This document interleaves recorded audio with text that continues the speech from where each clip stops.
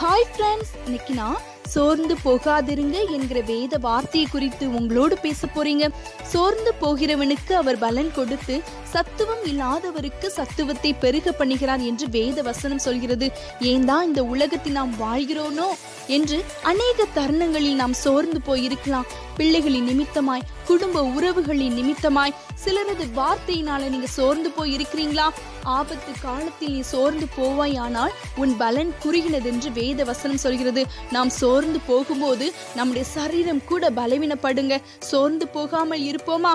கர்த்தர் நம்மளை பலப்படுத்துவார். மானானது நீரோடைகளை வாஞ்சித்து கதறுவது போல் தேவனே என் ஆத்துமா உம்மை வாஞ்சித்து கதறுகிறது என்று சங்கீதக்காரன் தாவீது சொல்கிறார். நாமும் கர்த்தரை நோக்கி காத்திருப்போம். விடாய்த்த ஆத்துமாவை அவர் சம்பூரணம் அடைய பண்ணி தோய்ந்த எல்லா ஆத்துமாவையும் நிரப்புவேன் என்று சொல்றாங்க. ஏசப்பா உங்க சோர்வுகள் எல்லாம் மாற்றி சமாதானத்தின் சந்தோஷத்தை உங்க வாழ்க்கையில் தருவார். கர்த்தர் தாமே உங்களை ஆசீர்வதிப்பாராக.